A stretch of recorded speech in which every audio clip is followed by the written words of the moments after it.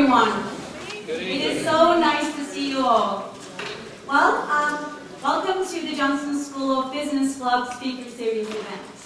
I am Dr. Ayşe Timur, Chair of the Business Administration and Public Administration Programs at Hodges, and also the Faculty Advisor of the Business Club. Since last year, the Business Club has been reorganized and worked very hard to meet with your expectations as members. As you can see, tonight is the result of the hard work. So here I am, would like to really recognize our hard workers, our board members, and they are Vice President, Ms. Felicia Rogers. Felicia, could you please?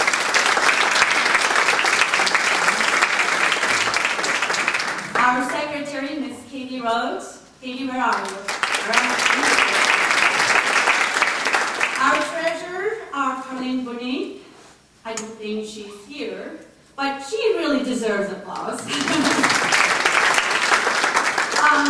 Directors at large in Naples campus, Elena Compertori.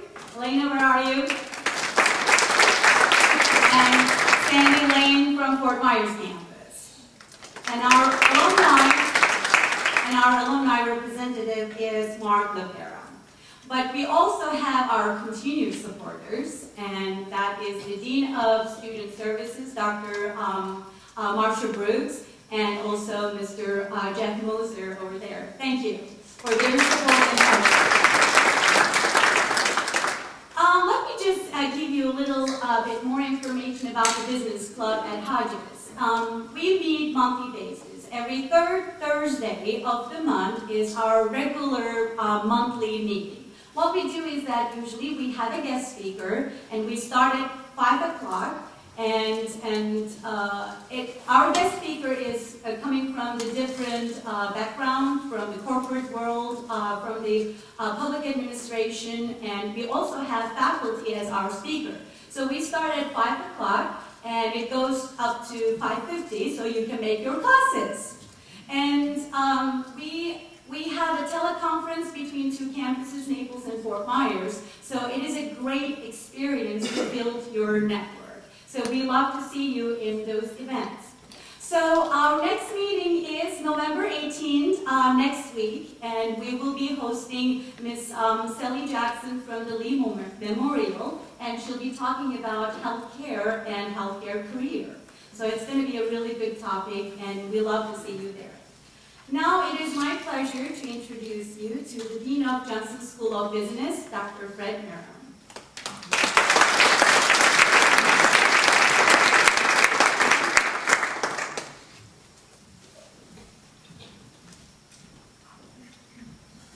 Thank you, Dr. Timur. Good evening, everyone. Good evening. Please allow me to re-welcome you to the Hodges University Johnson School of Business Speakers Series. This is our first event of this academic year, and we're honored to have such a distinguished speaker as Dr. Robert Levy, who was introduced to me by my good friends Andrea and Randy Brock.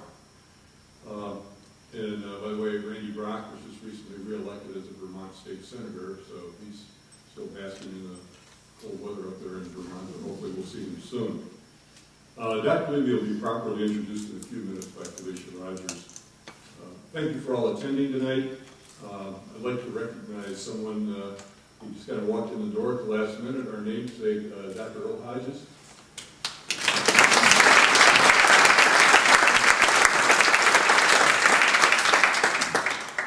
And a couple of special individuals who made a big trip here tonight. The chairman of Shaw Company, Shaw Development, Mr. Jim Shaw. Yeah. And his Chief Financial Officer, Grant Westerman. Thank you for being here. For those of you who are new to our campus, the Johnson School of Business has 800 students and is growing. We offer 3 master's programs, 3 baccalaureate programs, and 4 associate programs in the School of Business. Our esteemed faculty are the smartest people in the world and continue to make me look like a genius, although I probably don't fit the genius models that Dr. Landrum profiles in his research. And this is a free plug for his latest book. Most importantly, we're privileged to serve the entire student body of Hodges and help over 3,000 of them this term fulfill their dreams every day. I'm proud to announce that we have over 6,000 graduates who are providing important skills and leadership to our local communities. Many of them are very visible, as you've seen in some of our TV ads, and are heading police departments and various organizations in the Tri-County area. And others are operating under the radar, but keeping our little corner of paradise running pretty smoothly. Those of us who serve couldn't ask for a more gratifying experience in a career, and I, for one, want to thank the community, whose ongoing support allows us to continue our mission as a nonprofit university. Finally, you didn't come here to listen to me, and this is a Johnson School of Business Club event, so it's time for you to hear from a student. It's going to be my pleasure to present the Vice President of the Business Club, Felicia Rogers, who will introduce our speaker.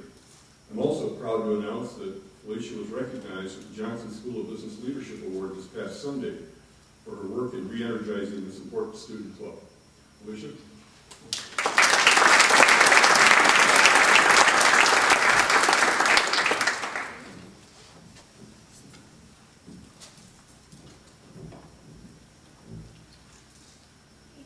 Let me just take the opportunity to thank all of you for coming here tonight.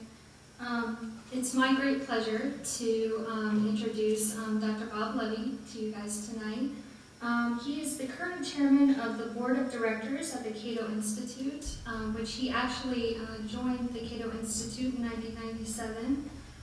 He also sits on the boards of the the Institute for Justice, the Federalist Society, and George Mason Law School, where he was actually once a student, and he was the chief articles editor of the Law Review and also the 1994 class valedictorian. Previously to that, he had received his PhD in business from American University, and he had a lot of experience in the business world. He's clerked for a U.S. District Court judge and later for a U.S. Court of Appeals judge. He once served as co-counsel on a successful Supreme Court challenge to D.C.'s gun ban. And for many years, he was an adjunct professor of law at Georgetown University. He has been published in the New York Times, the Wall Street Journal, and many other publications. You may have also seen him on television, on the Today Show or the O'Reilly Factor, or you may have even heard him on talk radio, various programs. His latest book was a collaborative work published in 2008 called The Dirty Dozen, How 12 Supreme Court cases radically expanded government and eroded freedom. So please join me in giving a warm welcome to Dr. Bob Levy.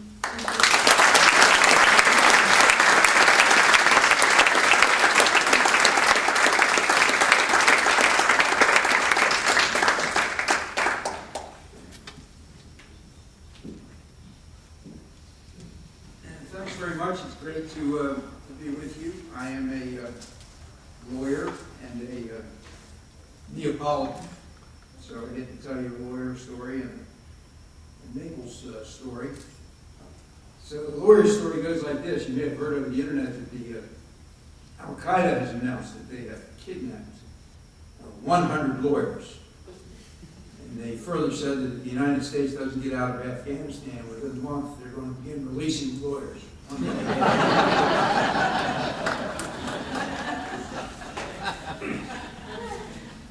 So my Naples story is, I look out, I see so many young faces. It's great to see young faces because, as some of you know, the average age here in Naples is deceased. There is this club that meets in Naples. Gentlemen that meet as often as they can, but they establish this regimen where if they don't see each other frequently, they at least will meet every 10 years for a reunion. And this all started a long time ago when they were 40 years old, and they get together for their first meeting. They're 40 years old, and they vote on where to go to dinner. And they vote to go to dinner at the Ritz over on the beach. And that's because the waitresses there were very attractive and more provocative outfits. 10 years go by and they're 50 years old and they vote and they get together and they decide to go to dinner once again at the Ritz. And it's because the food and the wine there is absolutely spectacular. Fast forward another decade, 60 years old, they get together and they vote and they decide to go to dinner at the Ritz. And that's because it's smoke-free and quiet and you can hear yourself talk and get a very pleasant eating experience. Then another 10 years, they're 70 years old, they get together, they vote, and they decide to go to dinner at the Ritz because it has wheelchair access. And then just a couple of weeks ago, they turned 80 and they met and they voted and they decided to go to dinner at the Ritz because they had never been there before.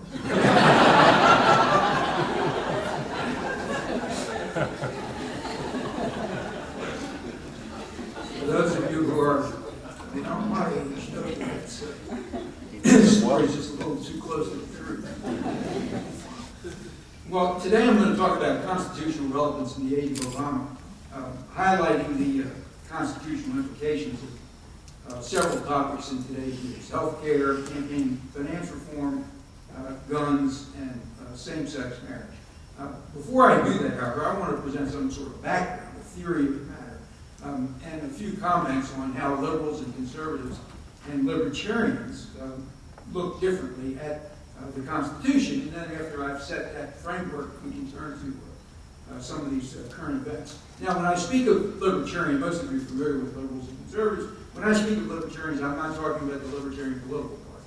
I'm talking about libertarianism as a political philosophy, not devoted to electing candidates or party support, but devoted to free markets, private property, individual liberty, and strictly limited government. So at the CATO Institute, where I'm chairing the board, we are unabashedly libertarian, but we do not endorse candidates or parties. And as you're soon going to hear, we are critical of both the Democrats and the Republicans. Indeed, we're critical of liberals and conservatives. What we do have is a consistent, I would call it minimalist view of the proper role of government. So conservatives will agree with us on some issues. They tend to be domestic, economic, regulatory, tax, budget issues, fiscal issues. And liberals will agree with us on other issues. They tend to be foreign policy, social issues, and even immigration policy. Now, how is it that we can agree with conservatives sometimes and liberals sometimes? Doesn't that indicate that libertarians have an inconsistent philosophy? It does not. What it does indicate, in my view, is that both liberals and conservatives have an inconsistent philosophy. Now, I'm going to illustrate that by presenting a particular constitutional framework. It goes like this. I think you can best capture the U.S. Constitution, indeed our structure of government, by looking at just the final two amendments in the Bill of Rights. That's the 9th Amendment and the 10th Amendment. The 10th Amendment, as some of you know, if you've studied the Constitution, and others of you may have known some time ago, and now I'm going to remind you, that the 10th Amendment says that certain powers are set forth in the Constitution, and those are the only powers that the federal government has. If the powers are not set forth, if they're not enumerated and not delegated to the national government, then they are reserved to the states, or depending on the provisions of state law, they're reserved directly to the people. Now, conservatives and libertarians agree on that very tightly constrained view of the federal government. You will find these powers listed in Article 1, Section 8. There are things like post office roads, coining money, regulating interstate commerce, declaring war, maintaining an army and navy, and it goes on with a fairly lengthy list of products, of powers. But if the power isn't there, the 10th Amendment says the federal government doesn't have the power. It is reserved to the states or to the people. Now, many conservatives, but not libertarians, are willing to federalize, and by that I mean assign responsibility to the federal government, a significant amount of both criminal law and civil law, even though there are not powers enumerated in the Constitution, which would suggest that those powers indeed belong to the federal government. So an example, for example, for the criminal law part of this would be our totally ineffective feudal war on drugs, for which there is no federal power. There are certain crimes that are enumerated in the Constitution that the federal government does treason, espionage, etc., piracy. But most crimes, almost all other crimes, are reserved for the states. Drug prosecutions are no exception. So there is no federal power to conduct this drug war, and yet the U.S. government does so. If you want an example in the civil law area, tort reform. And you heard that debate unfold as the health bill was being debated. The conservatives wanted there to be included in the health bill a reform of our malpractice laws. Now, it's not whether or not that reform is necessary. It may indeed be that the reforms are necessary. It may indeed be that not only has Congress identified a real problem, but that Congress knows what to do about it. I have some doubts about that, but it may be. The question, however, is not whether it's a good idea, not whether Congress knows the answer to the problem. It is whether there is any constitutional authority for the federal government to be involved in malpractice reform. And the conservatives cite the interstate commerce clause, the power of Congress to regulate interstate commerce. Well, if you know anything about malpractice, you know typically it's an in-state patient suing an in-state doctor for an injury that occurs all within one state. It's very difficult for that to morph into a regulation of interstate commerce, and yet conservatives were insistent on malpractice reform because they felt that it had to be addressed and resolved. Libertarian view is quite different. If there is no constitutional authority, no matter how good the idea is, no matter how certain Congress is that it has the answer, the federal government has to step aside and leave the matter up to the states or up to, even better, private parties. So that's one area where conservatives and libertarians differ on powers of government. The second area is that conservatives are often far less anxious than libertarians about concentrating an enormous amount of power in a single branch of government, namely the executive branch, particularly in this post-9/11 trade-off that we have between civil liberties on the one hand and national security on the other. Libertarians remind their conservative friends that too much unchecked authority in the hands of one branch threatens the notion of separation of powers. That is, the division of powers between the legislative, the executive, and the judicial branch. And that notion has been a cornerstone of our Constitution for 2¼ centuries.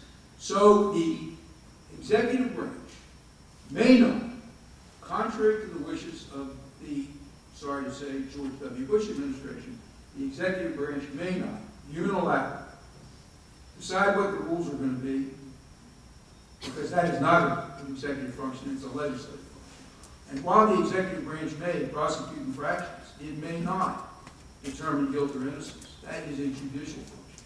And most of all, the executive branch may not ascertain whether, after the fact, its own actions have complied with the dictates of the Constitution. That, too, is a matter of judicial review.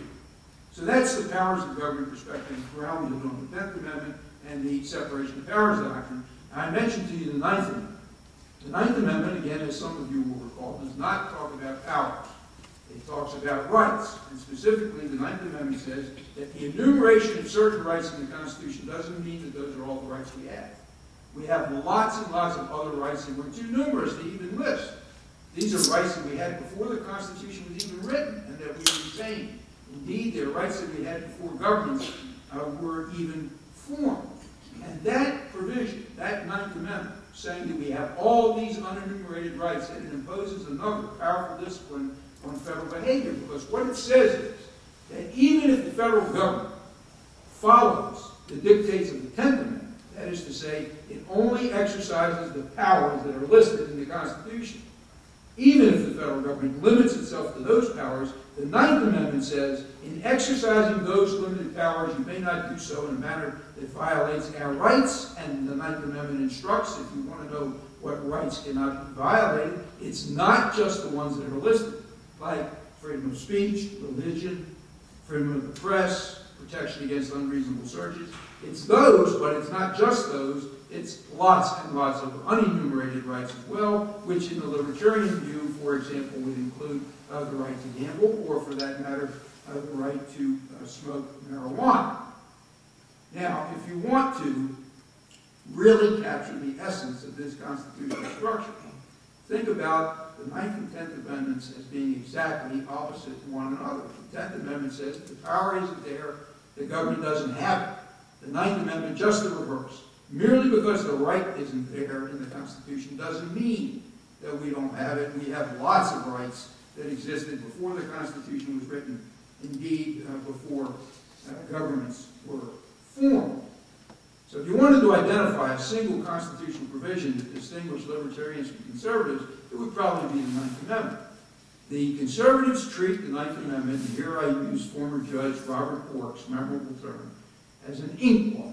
Judge Bork said the Ninth Amendment should be ignored. Nobody knows what it means. It's as if somebody spilled ink on the portion of the Ninth Amendment that would have identified these unenumerated rights that the libertarians tell us that we have. The libertarians treat the Ninth Amendment not as an inkblot, but if it means something. They argue that it refers to our natural rights, the rights that we had by nature, because we are rational human beings, that we had pre-government and that we still retain. Now, what kinds of rights are these? These are, in short, all the so-called negative rights. And that sounds like a pejorative term. It's not meant to be a pejorative term. A negative right is simply a right that when you exercise it, it doesn't impose any affirmative or positive obligations on anybody else. Contrast that with a positive right. A positive right, which some people call entitlements, are rights that when you exercise it, you may very well impose an affirmative obligation on somebody else. And let me see if I can flesh that out. Let's think about the right to the pursuit of happiness. The right to the pursuit of happiness is a negative right. I can pursue happiness and I don't need your help. I simply need you to stay out of my way. Don't exercise force or fraud against me. In other words, leave me alone. So the only obligation you have is the negative one, of not to interfere with my exercise of rights. Suppose, however, I had not a right to the pursuit of happiness, but the right to happiness. The actual attainment, achievement, the realization of happiness. And bear in mind, if I say I have a right, it presupposes I have a remedy in case the right is violated. Because a right without a remedy is no right at all. So if I have a right, it has to be an enforceable right, a right that I can do something about, if indeed the right is violated. Well, if I have an enforceable right to happiness, that's a positive right. As you can imagine, it's going to impose affirmative obligations on each and every one of you. At a minimum, you would not be able to do anything that would make me unhappy. And if you did, I would be able to go to court and seek redress. So that's the difference between negative and positive rights. The negative rights, the positive rights that we most frequently deal with are not these abstract rights like the right to happiness, but more concrete rights like the right to health care, to education, to welfare, to a minimum wage, and on and on. These positive rights are, of course, integral, not to the conservative view of government, but to the liberal view of the proper role of government. These positive rights require large government. Why? Because they do impose affirmative obligations. If I have a right, an enforceable right to housing, then somewhere, someone has the obligation to provide me with housing, or at least with the means by which I can obtain housing. Suppose that somebody doesn't choose to help out. Government exists to compel and to help out. The coercive power of government is used to enforce these positive rights, typically through the tax code. So it requires big government, and liberals ordinarily will embrace big government. But paradoxically, we are now hearing from liberals in the post-9/11 environment that there's one area of big government where they are very distrustful, and that is this trade-off between civil liberties and national security. They're very concerned about too much government when it comes to national security. But why is it that this healthy distrust of big government, I think, why is it that that doesn't translate into the distrust of big government in other areas? Why is it that liberals are perfectly comfortable with big government when it comes to control of our welfare system, our public school system, and the private economy, or even our retirement system? Why is it that the left's distrust of big government when it comes to civil liberties doesn't mean distrust of big government when it comes to privatized Social Security, or it comes to school choice, or the elimination of regulations that affect everything from the size of the navel orange to the ergonomics of office equipment? Why is it that the liberals only concerned about two particular agencies of government when they're worried about big government. All the other agencies can get as big as those agencies would like to get, and liberals will applaud. But two agencies, the Justice Department and the Defense Department, cause liberals some concern. Imagine if Congress were to delegate to the Justice Department, particularly if it was still under the control of John Ashcroft or Alberto Gonzalez. Imagine if the Justice Department was given the power to enact regulations regarding the trade-off between national security and civil liberties, and the Justice Department was given the guideline, keep us safe from terrorists. Now, people on the left would be apoplectic, and they would have every reason to be apoplectic. It is not the job of the Justice Department to come up with those sorts of rules. That's the job of our legislature. But when the same Congress delegates the Environmental Protection Agency the power to pass regulations regarding the trade-off between economic growth and clean environment, and gives the EPA no more guideline than keep us safe from pollutants, the folks on the left applaud enthusiastically. So could it be that pollutants are a greater threat than terrorists? Not likely. I think what is more likely is that the left has selective indignation about the role of big government. And that reflects an inconsistency in the liberal mindset, much as there is on occasion an inconsistency in the conservative mindset about the proper role of government. And of course, that's the foundational question. And what is government's proper role? And in viewing that question, I think you can examine this through two prisms. Powers of government prism, that's the 10th Amendment. The rights of individuals prism, that's the 9th Amendment. And if you want to know the libertarian view in a nutshell, it is that the powers of government have to be interpreted very narrowly, and the rights of individuals have to be interpreted very broadly, and we would contend that that is precisely the vision of the framers.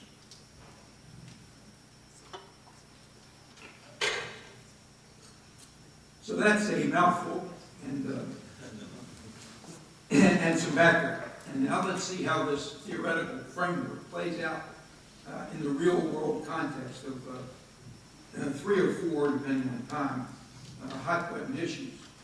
Health care, guns, campaign finance reform, same-sex marriage, enough material to offend each and every person in the audience. So let me start with the blockbuster Supreme Court case on campaign finance reform. A very controversial case because, of course, it had an effect in the last election as well. So, for starters, this case is called Citizens United versus FEC. I know you're not lawyers, or at least most of you aren't, so I'm not going to go into a lot of details, but how did the case arise? The campaign finance reformers, they have this quixotic idea that money and politics should not mix. And so they passed the McCain-Feingold law back in 2002 that put some very strict limitations on contributions and spending in political campaigns. Of course, we see how well the 2002 law worked. 6 years later, we had a presidential election. More money was spent in the 2008 presidential election than in any other election in the history of the universe. 6 years after the McCain-Feingold law was passed. McCain-Feingold ultimately was codified in what's called the BICRA, BCRA, the Bipartisan Campaign Reform Act. It simply means McCain-Feingold. That was the name of the bill, but it became BICRA.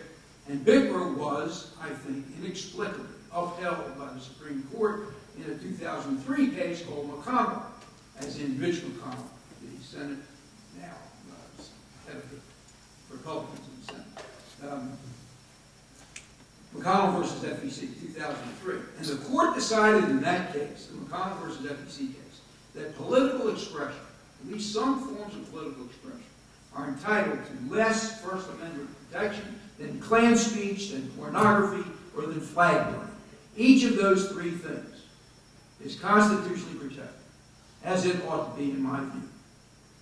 But some political expression is not. And to give you an example of just how draconian the McCain-Feingold law was, if a publishing house, a corporate publishing house, let's say Random House, to name one big publisher, happened to publish a book, 600 pages, and somewhere within those 600 pages were 3 words, vote for Obama, or vote against Obama, that book could be banned under McCain-Feingold. Well, we are not supposed to be about banning books in the United States. And so it was for that reason, most particularly, that the Supreme Court took another look at this case in the recent Citizens United versus FEC case. And happily, in January of this year, the Supreme Court overturned two of McCain-Feingold's most severe restrictions on corporate and union political expression. One was the one that I mentioned. No publication funded by a corporation or a labor union can expressly advocate the election or the defeat of a candidate for federal office. The second provision, just as draconian, no broadcast ad paid for by a corporation or labor union can even name a candidate. You don't have to say vote for the candidate. You don't have to say vote against it. You don't have to say anything about the election. You cannot even name a candidate for federal office within 60 days of a general election and 30 days of a primary. Now, Citizens United was about Hillary, the movie. And this was a movie that was critical of Hillary Clinton, and it was funded by her. It was okay to show that movie in theaters. It was okay to buy the movie on DVD. But you could not advertise on television that the movie was being sold in the theaters. And you could not make the movie available on demand, cable TV, because those would be considered to be broadcast communications, and they would have named a clearly identified candidate, which Hillary Clinton was at the time. Justice Kennedy, writing for a very narrowly divided court, 5-4, he recognized corporations and unions put up a lot of money, but it's all not one big monolithic block of money. Typically what corporations favor, unions oppose. And even within the corporate community, you have this countervailing power. You have a company like Walmart, who was very much in favor of the health care bill, Obama. You had Whole Foods, who was very much against it. And of course, they made their views known by expending money. The issue is whether, and this is a key point because the media keeps getting it wrong, the issue is whether individuals like those folks sitting here today can pool their resources and express their political views through the venue, through the medium of a corporate entity or a union entity. The issue is not whether corporations are the same as persons or whether unions are the same as persons. The issues are whether individual shareholders or individual union members are permitted to pool their resources. And bear in mind that even under the new restriction, even under the new Supreme Court decision, and again, this is misrepresented in the press, corporations and unions may not contribute a dime to any federal candidate. Contributions to federal candidates are absolutely prohibited under the law as it exists now after the Supreme Court case. What they can do is they can pay on their own for ads that suggest that the candidate should be elected or not elected. And those ads can be broadcast without restriction as long as they are not coordinated with the candidate or with the candidate's campaign. Now, if these issues are so clear, why did it take the Supreme Court so many years to revisit McCain-Feingold? I think that the court was unable or unwilling to grasp this pretty fundamental notion, and that is that politics is essentially a bargain between candidates and voters. The candidates, on the one hand, say, I promise to follow certain policies, a certain agenda, and in return for my doing that, Mr. Voter, I want something from you. It should not have any constitutional significance whatsoever whether the voter's return promise is, Mr. Candidate, if you follow that agenda that I like and that you've promised, I will, on the one hand, vote for you, or I will try to convince my friends to vote for you, or I will write a letter to the editor in support of your candidacy, or I will spend money to take out an ad in the newspaper in support of the candidacy, or I will give you money and you can take out your own ad in the newspaper. All of those things have the same end in mind, and that is getting the candidate elected. And they all operate through the same means, and that is constitutionally protected free speech. This exchange of speech by the candidate, by the supporters, in return for actions by the candidate, this is not corruption. This is what we call democracy at work. Now, it doesn't mean that everything should be permissible. There are a couple of things that should be and are already against the law. First is misuse of a government office, like, for example, favoring a donor who's seeking government contracts and services. That would breach an individual's fiduciary responsibility to his constituents, and there are plenty of laws on the books that make that illegal. Second would be payoffs to a candidate secretly contributed and then spent, not on political speech, but on personal pleasures, like a trip to the Bahamas or a new car for the candidate. But when the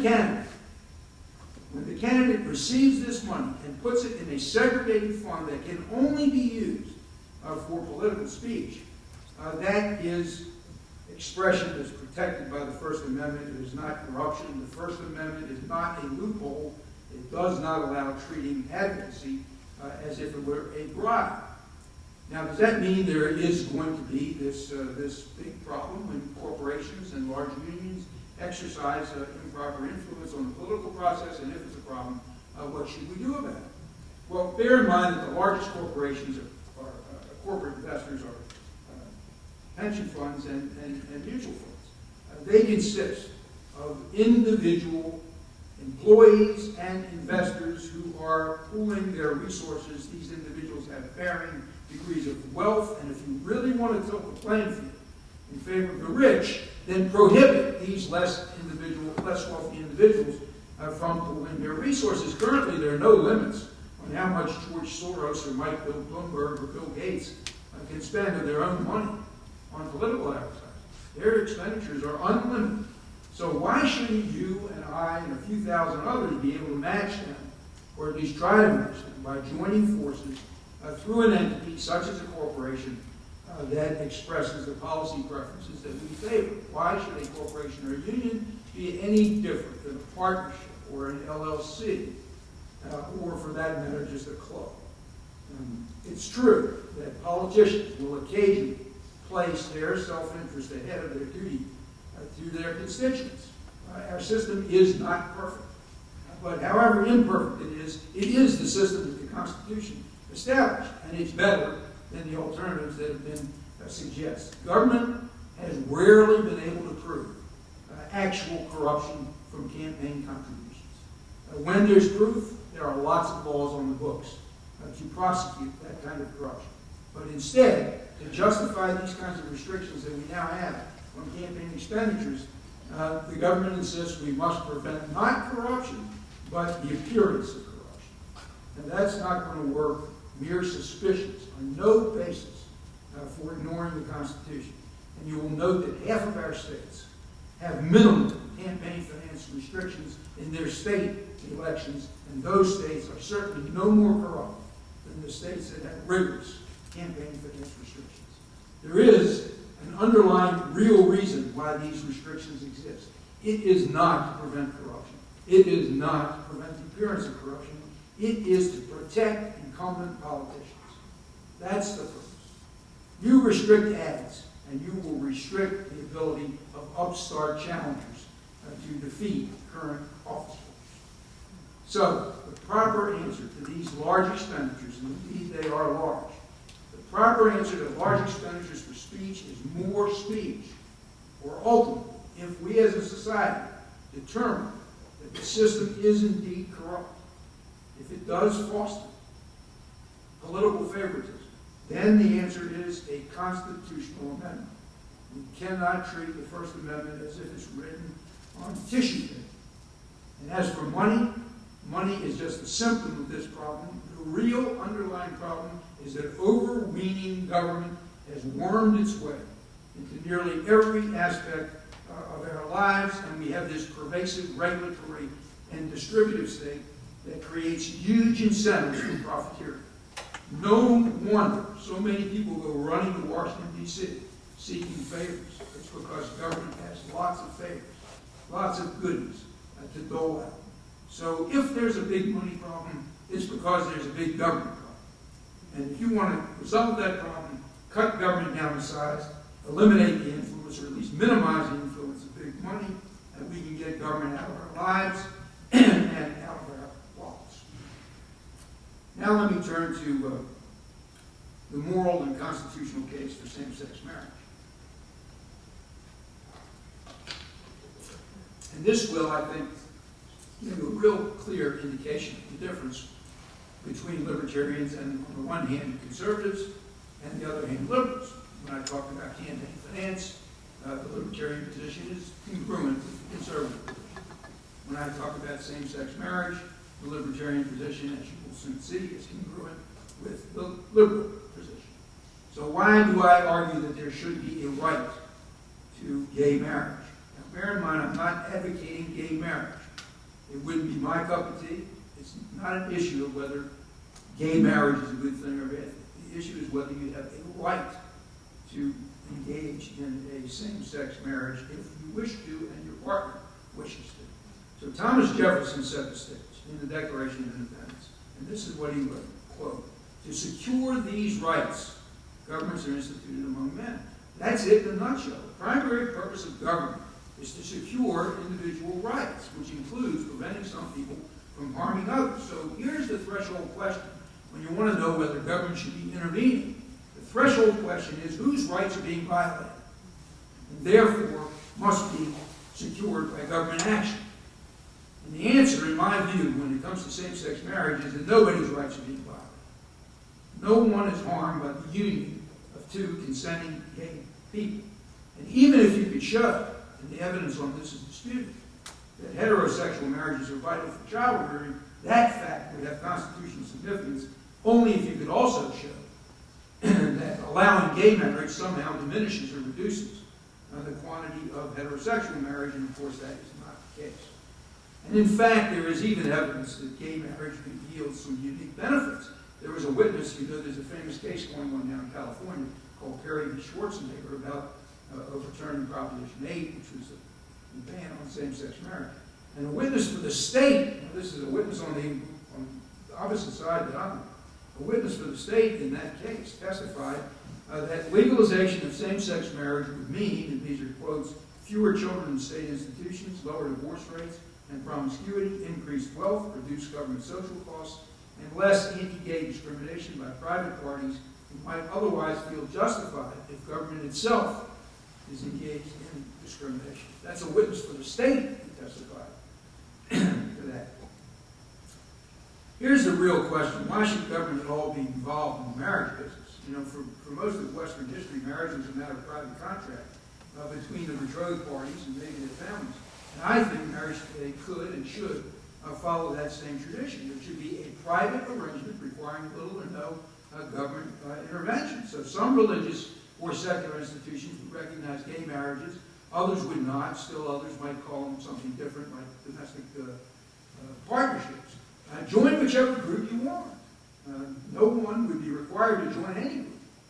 And no group would be required to define marriage in any way that the members of the group found offensive. And then the rights and the responsibilities of the partners would be governed by personally tailored contracts, consensual bargains that people engage in all the time, just like the bargains that control just about all the other interactions that we have with each other in a free society.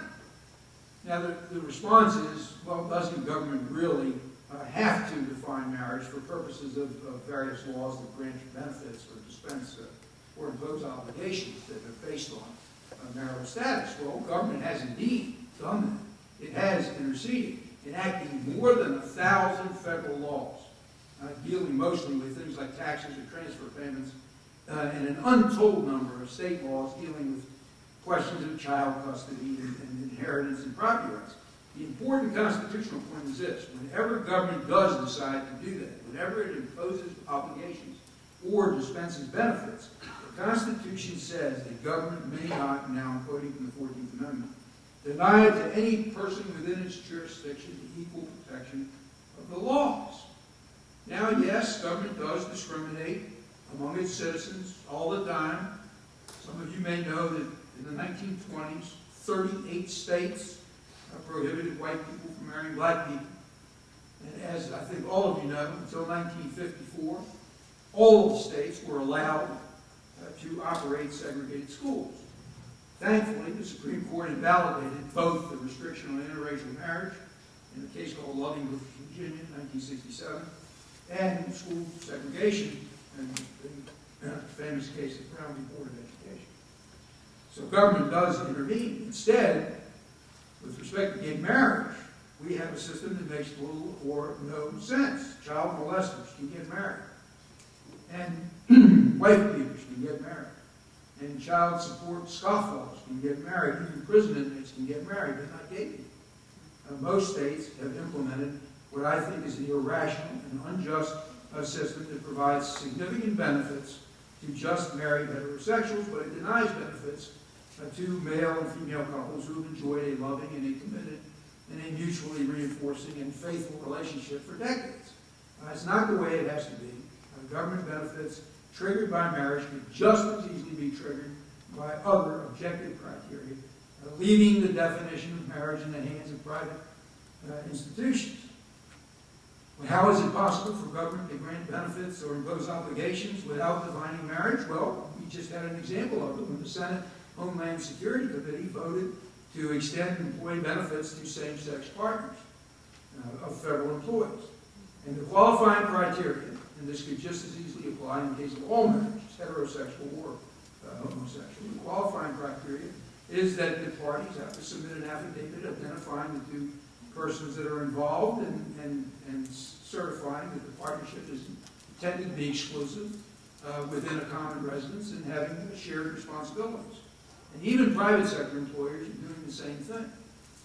According to the Office of Personnel Management, OPM, 60% of Fortune 500 companies now confer employment benefits on domestic partners.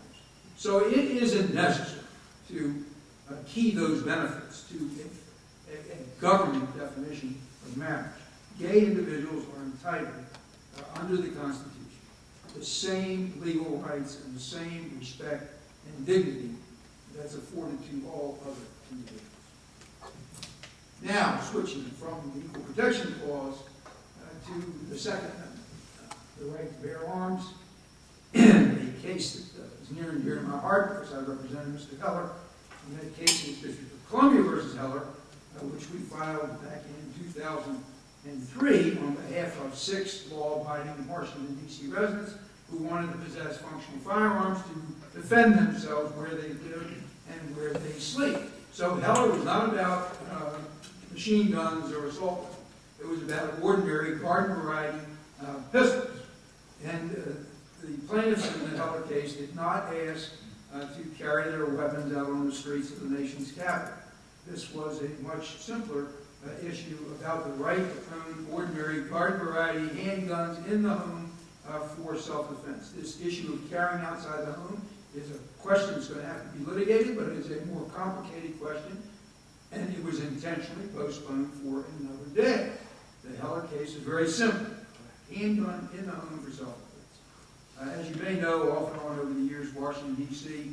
Reclaimed its title not just as the nation's capital, but as the nation's murder capital. The D.C. government was totally ineffective at disarming criminals, but they did a really terrific job at disarming all of the decent, peaceable residents of the city. For starters, no handgun could be registered in Washington, D.C. None, no exceptions. No. Suppose you had, and this is for 30, it's 1976, so 34 years now, but of course the law now has changed as a result of the Supreme Court case. So for over 30 years, no handgun. Suppose you had a handgun in 1976 when you passed the law, you could keep it. But you couldn't carry it from room to room in your own home without a license. The D.C. had not issued a license in 33 years. Suppose you had a rifle or shotgun. You could keep that in home too. But it had to be unloaded. If you loaded it, you'd be violating the law. It also had to be either disassembled or triggered. So unless you were planning to take this rifle and club somebody over the head with it, it was totally dysfunctional. In effect, no one in Washington, D.C. had the right to have a functional firearm in their own residence for self-defense. Well, as they say, the rest is history. In the District of Columbia versus Heller, which was the final opinion in June of 2008, Justice Scalia effectively rewrote the Court's Second Amendment jurisprudence, and he held first that the Second Amendment does protect an individual right to possess a firearm in the home for self-defense, even if the exercise of that right is not connected with malicious service. And second, that Washington, D.C.'s regulations on all functional firearms are unconstitutional. Well, after the Heller case, reasonable gun regulations are still okay. The court didn't say you can't have any regulations.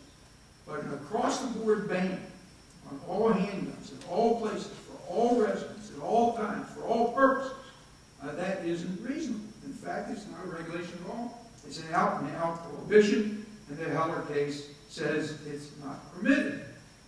Now, what was the issue? Well, the Second Amendment is a little bit confusing. It has two clauses. The main clause couldn't be clearer. The main clause says the right of the people to keep and bear arms shall not be infringed. But there is this troublesome predicate, this subordinate clause. And it says, a well-regulated militia being necessary to the security of a free state. What did that do? Well, it helped explain why it is that we have the right. So if you remember a well-regulated militia, then certainly you had the right to keep and bear arms. But that clause was meant as a sufficient condition for the exercise of your right, not as a necessary condition. There were other uses for which you could also exercise the right to keep and bear arms, including the right to defend yourself, the right to go out and hunt, provide food for your family. If the Second Amendment really meant what the militia advocates proposed, that it was all about collective use of arms, not individual rights to bear arms, if the Second Amendment really meant that, then the clause of the Second Amendment would be much, much clearer. It would say, a well-regulated militia being necessary to the security of a free state, the right of the states to arm the members of the militia shall not be infringed. But of course it didn't say that. What it said was the right of the people should not be infringed. And that term, the right of the people, it's used in the First Amendment, which talks about speech and religion and press. It's used in the Second Amendment. It's used in the Fourth Amendment that talks about protection against unreasonable searches. It's used in the Ninth Amendment and the Tenth Amendment, both of which I spoke about earlier. 5 out of the first 10 amendments in the Bill of Rights use that phrase, the people.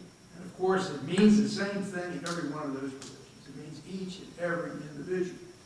It doesn't mean the collective use, particularly in the context of a militia.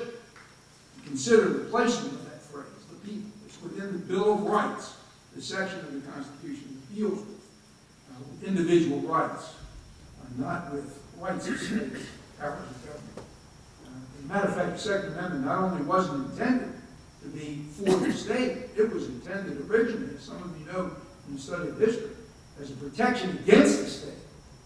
It was a provision that was inserted in the Constitution to guard against the possibility that the state would turn out to be tyrannical. And everybody agrees to that on both sides of the political spectrum. Well, imagine if we had this right that was designed, at least in part, to deter government tyranny, and that right could be exercised only in a government-controlled militia, where the government specified when you could have the right, when you could exercise the right, where and how you could exercise that right. That would be a right in any sense of the word. There are a lot of legal scholars, by the way, who agree with this individual rights interpretation, and the important thing is that you include a lot of liberals. So here we have, for example, Harvard's Alan Dershowitz, a former ACLU board member, and he writes, and I'm quoting, "I hate the Second Amendment. I don't want to see it repealed." But then he goes on to say, "I condemn foolish liberals who are trying to read the Second Amendment out of the Constitution by claiming it's not an individual right." We have Harvard's Lawrence Tribe on every liberal shortlist for the Supreme Court. And Yale's Akhil Amar, also a respected constitutional scholar. They acknowledge that there is an individual right to keep and bear arms. It's limited by reasonable regulation in the interest of public safety. So in that respect, Tribe and Amar and Dershowitz, they agree with the gun rights advocates on these two fundamental points. First, the Second Amendment confers an individual right. It's not limited to militia service. And second, the right isn't absolute. It is subject to regulation. And to the extent there's disagreement, it hinges on the type of regulation. What constitutes permissible regulation? Where do we draw the line? The powerhouse case of this term, McDonald versus Chicago, again, addressing the Second Amendment, but determining that the Second Amendment applies not just to federal jurisdictions like Washington, D.C., but to each and also Guam, Samoa, the Virgin Islands, Puerto Rico. Imagine an amendment that applied to Guam, but not to That was the contention that the Second Amendment only applies to the federal government. The McDonald case addressed that. As you know, D.C. is not a state. It's a federal enclave. Congress exercises plenary power in D.C. And that's one reason why we filed the Heller case. We litigated in Washington, D.C. We didn't want to deal with this question of whether the Second Amendment applied to the states. We knew that it applied to federal enclaves. So we wanted a four-square declaration of what does the Second Amendment mean without getting distracted by where does it apply. Now, a little bit of background, just a couple of mentions, I think it's kind of interesting. Until the 14th Amendment was ratified, this is post-Civil War. Until the 14th Amendment was ratified, the Constitution's Bill of Rights only applied to the federal government. So, for example, the First Amendment says Congress shall make no law. It doesn't say a thing about the states. So technically, if the state of Maryland wanted to pass a law that said you can't criticize the government or you can't practice Catholicism, that may have violated the Maryland Constitution if there was a provision in the Maryland Constitution to address that, but it would not violate the federal Constitution. Congress should make no laws, what the federal Constitution says. Well, we found out over the first 70 years or so that the states can be every bit as tyrannical as the federal government, and slavery being the obvious case in point. When we fought a civil war over that, we had a number of post-Civil War amendments, including the 14th. The 14th said for the first time, no state may deny to any person due process of law, privileges or immunities of citizenship, and equal protection of the laws. So the federal government was authorized for the first time to step in and stop states from violating the law. And that was the means, this 14th Amendment, by which the Bill of Rights became applicable to the states. For the very first time. But it didn't happen in one fell swoop. So there would be a case in the Supreme Court about the First Amendment free speech, and it would be determined that, yes, free speech applies to the states. They can't violate your free speech. And then freedom of religion, and then freedom of the press, and then protection against unreasonable searches, and then a right to a jury trial in criminal cases, and on and on. Interestingly, the Second Amendment was never addressed. And so nobody knew until this case, this year, McDonald versus Chicago, whether the Second Amendment, like most of the other provisions in the Bill of Rights, would be incorporated. The criteria for incorporation is the right fundamental. And what does the court mean by that? It depends on whether the right is, and now I'm using quotes from the court's cases, implicit in the concept of ordered liberty, or deeply rooted in our nation's traditions and culture. Now, virtually all of the Bill of Rights qualify, and I think the right to bear arms, indisputably fundamental. The right to defend yourself, indisputably fundamental. There's no exception. And so that means the court decided in the McDonald case that the Second Amendment, like virtually all the rest of the Bill of Rights, does apply to Illinois. It does apply to all the other states and all the other cities in the United States, not just to the federal enclaves like Washington, D.C. And that should spell, I'm happy to say, the end of these draconian state and local regulations that bar the use of firearms for self-defense. Precise details about the scope of Second Amendment rights are yet to be determined. There's going to be a lot of litigation. But from the beginning, this battle for gun rights was structured as a three-step process. Step one was determine the meaning of the Second Amendment. And we completed that step in the Heller case. Step two, determine where it is that the Second Amendment applies. And we completed that in the McDonald case. It applies everywhere in the United States. And step three, flesh out the scope of the amendment. What regulations are still going to be permitted, even though we do have an individual right. And that is the next major task. Now, finally, health care. More specifically, the mandate that says you have to buy insurance.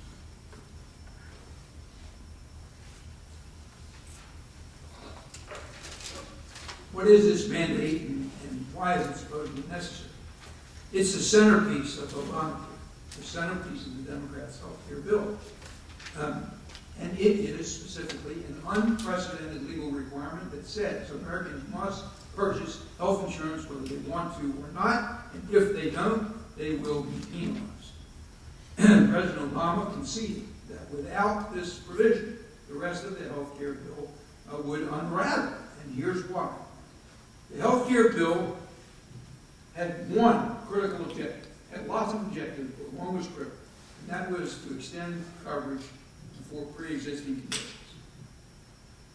That was intended to address a very real problem. People would work, they'd have insurance through their employer, they'd get sick, they'd lose their job, they had a pre-existing condition, and no other insurance company would insure them. Or insurance companies would resort to some arcane and barely decipherable provisions in contracts and deny coverage on technicalities for pre-existing conditions. So it was a real problem that had to be addressed. Unfortunately, there are adverse consequences when you address these problems through government mechanisms. So here's the problem. If customers know, and of course customers are not stupid, that the insurance company has to cover pre-existing conditions, then customers will not take out insurance and pay for premiums until they get sick. If you know that the insurance company has to cover you when you get sick, you will wait until you are sick or injured before you take out insurance. And this waiting game would mean that the insurance companies would not be collecting any premiums from healthy individuals. And they would need those premiums in order to pay benefits to not so healthy individuals. The insurance companies couldn't possibly do that. What was the Obama administration's answer? We are going to eliminate the waiting game. We are going to force people to take out insurance, whether they want it or not, whether they are sick or not. And if they do not take out insurance, they will have to pay a penalty. Don't let them wait until they're sick. Well, is this mandate constitutionally authorized? The claim is that it's a regulation of interstate commerce. So let me put the issue succinctly. Does the power to regulate interstate commerce, and this is a power that is expressly laid out in the Constitution, does the power to regulate interstate commerce extend to behaviors such as the non-purchase of health insurance? That's neither interstate nor, of course, is it commerce. As a matter of fact, it is the absence of commerce. Now, if the answer to that question seems to you that it's self-evidently no, that the power doesn't extend that far, then you just haven't been following the Supreme Court over the past 7 decades. The key case was the case back in 1942. It was a case called Wicker v. Philbin, quite an extraordinary case. And there was the issue. Does the power to regulate interstate commerce extend to activities that are not interstate and not commerce? Mr. Philbin grows crops in the swamp. He doesn't buy them, he grows them. And he doesn't sell them. He eats them. Or he gives it to his farm. The Roosevelt administration comes in the Depression and says, you know, there's too much crops being grown and the price of crops is depressed. We have to lift the price of crops to help the farmers. And the only way to do that is to cut back on all of this supply. So Mr. Philbin, you're going to have to grow less. And Philbin says, under what authority is the federal government telling me to grow less? And Roosevelt says, we are regulating interstate commerce. And Philbin sensibly says, guess what? It's not interstate commerce. It's all within my farm, one state, and there's no commerce involved. I'm not buying the crops, I'm growing it, I'm not selling the crops, I'm eating. The Supreme Court took a look and said, essentially, Philbin, you just don't get it. If you weren't out there growing those crops, you would have had to buy them. And if you weren't eating everything, you would have had some left over to sell. But by not buying and by not selling, obviously you're having an impact on the supply and demand of crops, some of which gets into the interstate market. Now that opened the regulatory floodgates, and the regulatory state poured through, regulating anything and everything under the rubric of the Commerce Clause. In this case, Wicker v. Philbin, 1942, paved the way for the noxious notion that Congress could even punish the failure to purchase a product, namely health insurance, from a private company. So now we have to fast forward from Wicker v. Philbin 63 years to 2005, and history repeats itself. A case called Raich v. Gonzalez in California. On its face, Raich is about medical marijuana. The real issues, though, were quite different. Mrs. Raich is a sick patient in California. She's taking medical marijuana to relieve the pain. The issue is not whether medical marijuana is a good pain reliever or it's no use whatsoever. That's not the issue. And the issue is this. She's growing the marijuana in her own apartment. She's not buying it, she's growing it. She's not selling it, she's using it. The federal government comes, and it's legal in California, she has a doctor's order. Medical marijuana, by the way, even though they defeated the bill to legalize marijuana, medical marijuana is still illegal. And so Mrs. Race has a doctor's permit for this. She's growing it. She's using it. She's not selling it. It's legal in California. The federal government comes in, the Drug Enforcement Administration says, you are violating, Mrs. Race, the Controlled Substances Act. You are a criminal. You're going to be prosecuted if you don't stop this. Mrs. Race says, under what authority? And the feds say, we're regulating interstate commerce. And she says, just like Mr. Filburn said, it's not interstate, it's all within my apartment. It's not commerce, I'm growing it here and I'm using it, I'm not selling it. And the feds said, remember Wicker v. Filburn, I told you. If you weren't growing the stuff, you'd have to buy it. If you weren't selling it, if you weren't using it, you'd have some left over to sell. So, same principle applies.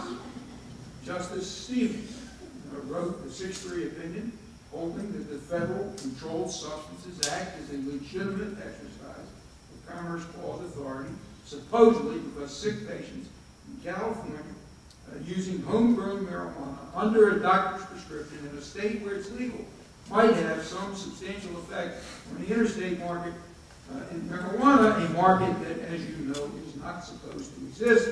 And even if it did exist, there are ample laws on the books to remedy that situation. Interestingly, Justice Clarence Thomas wrote a dissent. It's particularly interesting because Thomas is a hardcore anti-drug warrior. So you know where his personal predilections are. But it is interesting that the Constitution trumps his personal predilections, and what he wrote was, Mrs. Race uses marijuana that's never been bought or sold, has never crossed state lines, has no demonstrated effect on the national market. If Congress can regulate this under the Commerce Clause, then it can regulate virtually anything, quilting bees, clothes drives, and potluck suppers throughout the 50 states. Well, it sounds ridiculous, but Obamacare goes even a step further. Under current law, you may know this, it is illegal to buy health insurance across state lines. So again, there is no interstate market to be regulated. No matter. The Obama administration claims that forcing Americans to purchase an intrastate insurance product that many of them don't want is permissible. Why? Because if we didn't regulate this and mandate its purchase, then that might undercut comprehensive federal regulation, not of the insurance market, but of the national health care market. Now, I would argue, and have indeed argued, and there are states, including the state of Florida, that are fighting this right now, that that proposition simply doesn't fly. Congress may indeed be able to regulate, at least the Supreme Court says, may be able to regulate wheat production as it did in Wicker v. Filburn, but that does not translate into a power of Congress to force me to purchase bread in my grocery store so I can subsidize wheat growers.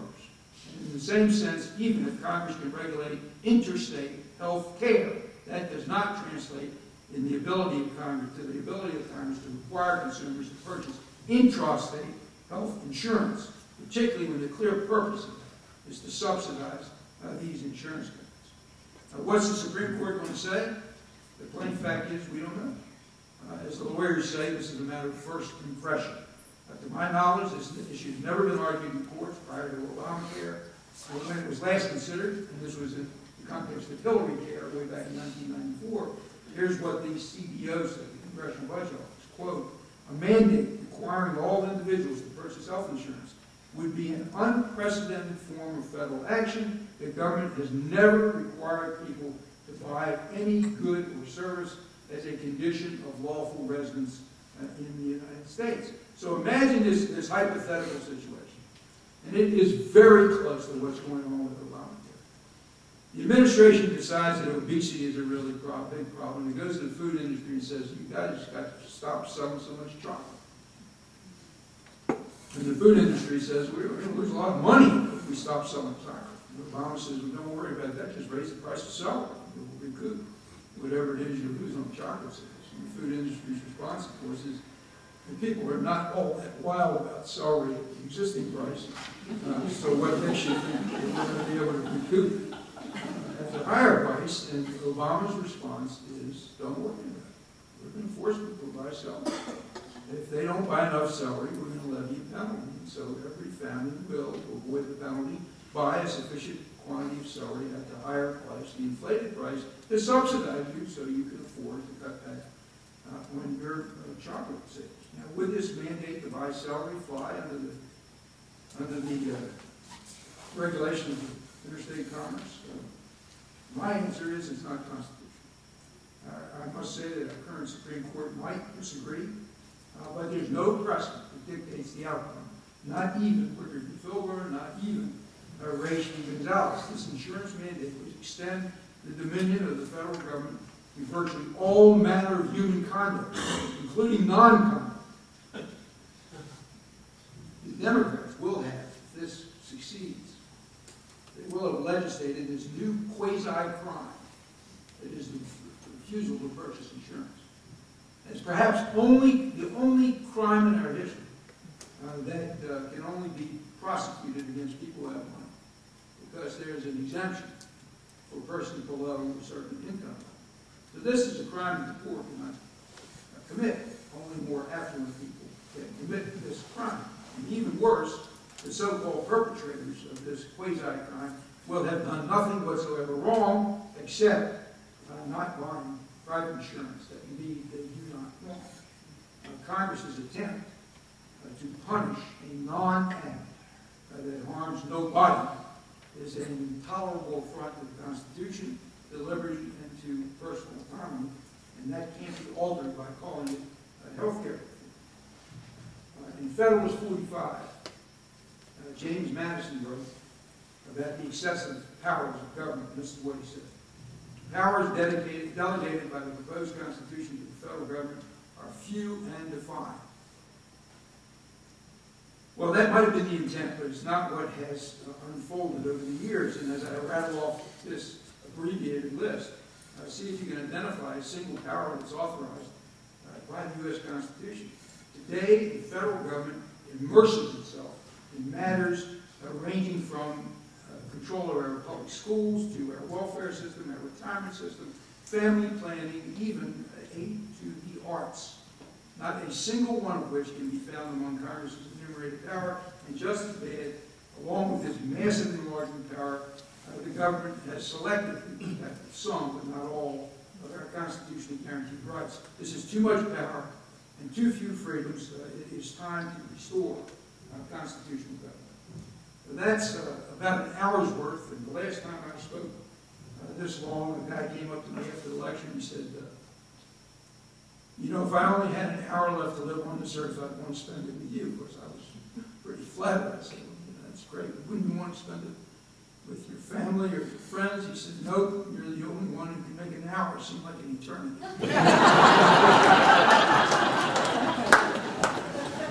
So I hope it wasn't eternity, and I appreciate your sitting still for this long period. I'm happy to answer any questions that you have.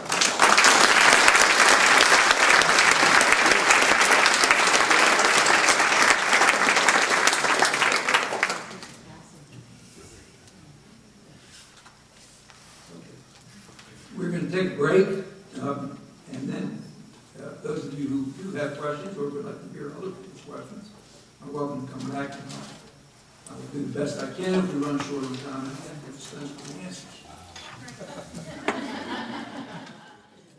Dr. Ginsburg, and we honor with them, and we are ready to present our questions to Dr. Levy. So, once again, Dr. Levy.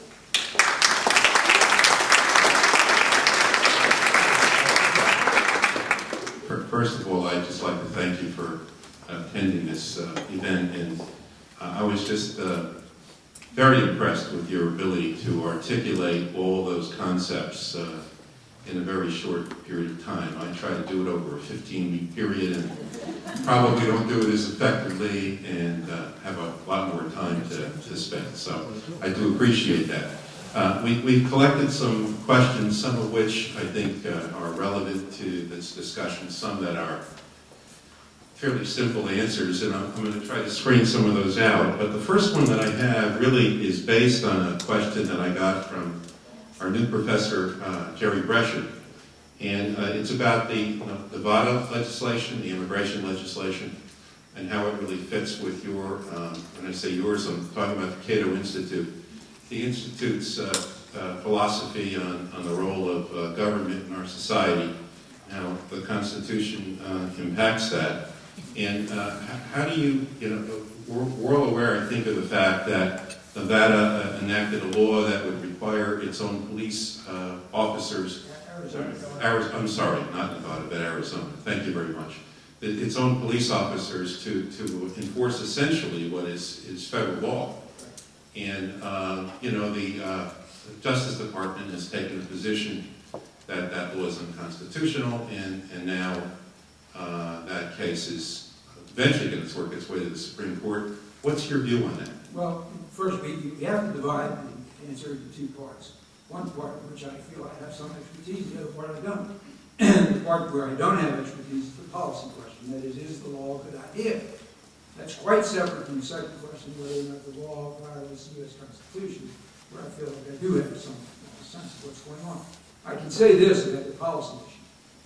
Our position at CATO, this is not my position because I'm in Constitutional Studies area, but our guys who specialize in trade and immigration, has been and continues to be that we think we need a more liberalized immigration policy. And by more liberalized, I mean more of an opportunity for people who want to work, come here and work. And we would resolve a great deal of the illegal alien problem if we didn't have such restrictive policies. We have 1.5 million immigrants coming in every year. We only issue about 80,000 work permits. 80,000 out of 1.5 million. And yet we need folks like this, particularly high-skilled people, but also lower-skilled people. We keep them out, and they come anyway, and they are therefore illegal. And then we wonder why they consume public services without paying for them. Well, for example, public school systems. How do we pay for public schools? With property taxes. Imagine if you're an immigrant coming in here, you've snuck across the border, and because of our restrictive policies that don't permit you to come here to work, are you about to go out and buy property? Certainly not. You're not going to buy property. You may be deported within a day or two.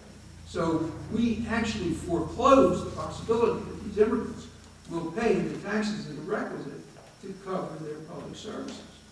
So on a policy issue, I would say we need a better immigration policy that favors work permits and concentrates enforcement in two areas: keeping out people who have communicable diseases and keeping out people who are intent on doing us a great deal of harm, and these terrorists and criminals. Now, the constitutional question is a more difficult question. Well, I shouldn't say more difficult, but it's a very difficult question. And the issue is called preemption. There is a supremacy clause in the Constitution which basically says if there is a federal law and a state law, and the state law conflicts with the federal law, then the federal law preempts. It trumps the state law is of no effect. So the question is whether or not this law in Arizona, which I think most people can see, is a law intended to deal with the failure of the federal government to properly enforce its own laws. So there was some necessity for passing some kind of restriction in Arizona. But does that law conflict with it? Or is it preempting the federal law? There are two grounds for preemption. The first is called field preemption, and the second is called conflict preemption. Field preemption goes like this. If the federal government has a power, as it clearly does in the area of immigration, and there is an express power in the Constitution for the federal government to provide for naturalization processes, and that includes immigration. So if the federal government has a power and exercises that power and passes a system of laws that is considered to, the term of art is occupy the field, that is, create a comprehensive scheme of federal regulation, then the states may not pass any law, period. The federal government has occupied the field. Now, the state's contention in this case is that the federal government has not occupied the field, and to the extent that they've passed laws, they're not enforcing the laws. And so that brings into question the second grounds for preemption, and that's conflict preemption. Is there a conflict between what the state has passed and what the federal government has passed? And if there is, the supremacy clause dictates that the federal government is going to trump. And of course, the judge in Arizona determined that some provisions in the Arizona law did indeed conflict with federal law. For example, some things were made crimes that were under federal law civil offenses. Some things were made felonies that under federal law were misdemeanors. Those provisions the judge threw out. There are other provisions that were allowed to go forward. And so on appeal, that's going to be the issue. The extent to which the Arizona law is in conflict with the federal law. And I think it's a very close call. I suspect that the judge is going to be affirmed when it goes to the appellate court, and that if that's the case, it won't even reach the Supreme Court. Thank you. Next question. What about the basic human rights element of the health care reform? That finally there will be an affordable health care system so Americans can be insured. If this is repealed, we have to start over. So I guess what he's arguing about isn't there a basic human right that can be found somewhere in the Constitution that would provide for a provision whereby health care should be afforded to all citizens? Well, if there is such a constitutionalized right, I'm not aware of what provision that it rests in. Now, again, it's a separate question whether it's a good idea. Two questions, and almost always when we deal with constitutional issues, there are the separate questions. One is it constitutional? And the second is it a good idea? Assuming it's constitutional, do we get, is it advisable to pass the law? But we have to pass that first hurdle. It has to be constitutional in order to move on to whether or not it's a good idea. If it's not constitutional, then the remedy is, if you still think it's a really great idea and you have to have it, the remedy is you need to amend the Constitution. You know, here we have this document that for 2 and 4 centuries has been our rock. It has made the United States the freest and the most stable society in all of human history. And that Constitution is singly responsible, I think, for that stellar record. Now, if we start throwing out provisions in the Constitution, acting as though they don't exist, simply because we've lit upon a good idea, then the Constitution has no effect whatsoever. It's as if we didn't have a written document. So, on the constitutional issue, I'm not aware of a provision that could be cited as guaranteeing anyone the right to health care. Now, let me talk just for a moment about the policy question. Again, qualifying that by saying I'm not a policy expert in health care. But of course I do sit on the chair of the board at the CATO Institute, so I hear this on a continuing basis on just about all the subjects you can imagine. We have 117 people that are working on these various policy issues, everything from Afghanistan to tax reform. Now, when it comes to health care, here is roughly the analysis that our health care experts put forth. The basic problem is that consumers are separated from medical providers, from doctors. They're separated at 2 levels. The first of which is consumers are insured. And so the insurance company frequently makes the decisions about what is going to be covered and what isn't going to be covered. Not the consumer. The second degree of separation is that the consumer doesn't even pay the insurance companies. Almost everybody in the United States is insured through their employer, or at least the vast majority are insured through their employer. So there's these 2 degrees of separation, 2 wedges that have been driven between the consumer on the one hand and the health provider, the doctor, and the hospital on the other. The insurance company and the corporation that pays the insurance company. What's the net effect? The consumer does not monitor his health care expenses. This is called in the insurance business moral hazard. It is a tendency of consumers to behave in a manner that they wouldn't behave if they were paying the bills. They behave in a manner that demands more health care than indeed they would have if they were paying for it, because they are able to push the cost off onto other people, either insurance companies or corporations that pay insurance premiums. It's no secret in this country as to why the price of LASIK surgery has gone down, down, down, and the price of MRIs up.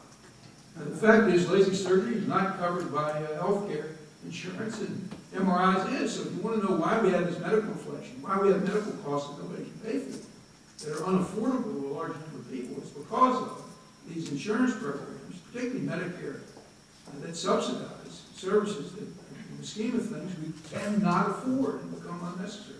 Why does this happen? It happens because of the tax code. So we have caused it by our public policy to happen.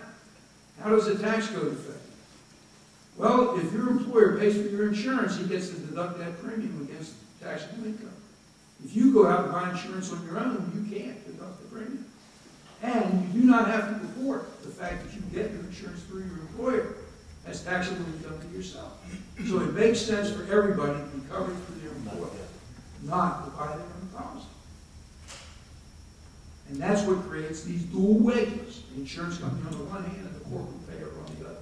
And so if we were to eliminate that tax differential, if we were to eliminate the deductibility of insurance premiums by corporations, or better yet, make insurance premiums deductible paid by individuals, then we would have individuals purchasing their own insurance, negotiating terms, covering what they wanted to cover and not covering what they did not want to cover.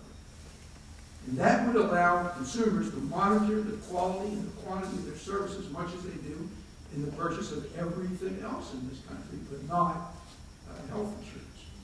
So that's the long and short of it. We need some tax reform that I think would go a long way to curing the medical care problem.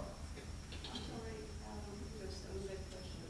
So you can see as a health problem now this constitution, right? You said that no constitution about that. And we talk about the human rights. First of all, it is our health. Then starts everything with our health. So how come that the health doesn't count as a right in the constitution? You have a right to I would just ask you to repeat the question as we're recording. The question was, well, first, it started by saying that I don't recognize a constitutional problem. That's not correct. I do recognize a constitutional problem. There is no provision in the Constitution that authorizes this right to health care. And then the question was, well, is not health care a human right, and why, therefore, is it not authorized by the Constitution? Well, again, we've got to get back to positive and negative rights. Again, negative rights are those that don't impose obligations on other people. Positive rights do. Health care is a positive right. If you have a right to health care, then we, the taxpayers, have the obligation. If you have an enforceable right to health care, we have the obligation to pay for it. I contend that you cannot find that anywhere in the Constitution. Now, it may be that it's a good thing for you to have a right to health care, and then you'd be able to force the rest of us to pay for it. Bear in mind that that applies to everybody in the room, so some people are going to be forcing you to pay for their health care as well. That may be a good thing. If it's a good thing, either find that provision in the Constitution or change the Constitution. Don't act as though the Constitution is non-existent. This next question really goes to an earlier statement of yours, where you were concerned that the Obama health care legislation really forces us to buy something that we may not want, and if you don't buy it, there are penalties as a result of that, and that's the first time, at least from, I guess, your perspective, that that's ever happened in this country, and it might set a very dangerous precedent. Did I state that fairly well? Yes. All right, the question really goes to, I'll read it. Isn't it the obligation for us to each pay our Social Security, a portion of our payroll and wage taxes each week or each month, and isn't that forcing us to buy something we may not want? And the other example, of course, was to buy auto insurance. A lot of states have mandatory auto insurance. Okay, let me take the auto insurance question first. First of all, auto insurance is something that you have to buy under state law, not covered by the federal Constitution. The U.S. Constitution is a constitution of limited federal powers. What it says is if the power isn't there, the government doesn't have it. It does not affect state powers. State powers can be exercised as long as they don't violate rights that are secured by either state or federal constitution. So there's a big difference as to whether the power is enforced, this power to mandate the purchase of something is enforced by the federal government or state. So that's one difference between health care which is federal, and car insurance, which is state. The other big difference, of course, is that car insurance is about liability. It's about you're doing damage to other people. Healthcare is about you're doing damage to yourself. You'll notice that there is no requirement for you to purchase car insurance that covers collision and comprehensive. The only car insurance that's required is liability insurance. Now, I don't have collision insurance in my car. I don't have comprehensive because I think insurance is a losing bet. And I choose to self-insure. So there is no comparability between, on the one hand, health insurance, which is all about yourself, and car liability insurance, which is about causing injury to other people and being able to reimburse those people. Of course, it is also not required for anybody who doesn't drive to buy car insurance. And yet health care is required under Obamacare as a condition of being alive in the United States. You can't get out of it. You know, it's not a matter of giving up your right to drive. Of course, the roads are also public roads, and so one would think that when you're using public property, government has the right to impose certain obligations. So I think the car insurance thing is a non-starter as a direct analog to health insurance. But Social Security is a much different question. And let me mention a couple of differences. First, you are not buying Social Security from a private company. You are purchasing it from the government. This health insurance premium is the purchase of private insurance from private insurers. And the purpose of it is to subsidize those private companies, to transfer your wealth to them so that they can afford to cover pre-existing conditions. Social Security is a different animal. Now, what's that mean in the case of Obamacare? It means, among other things, if Obama had gone the whole route and established a public option, of course, he didn't.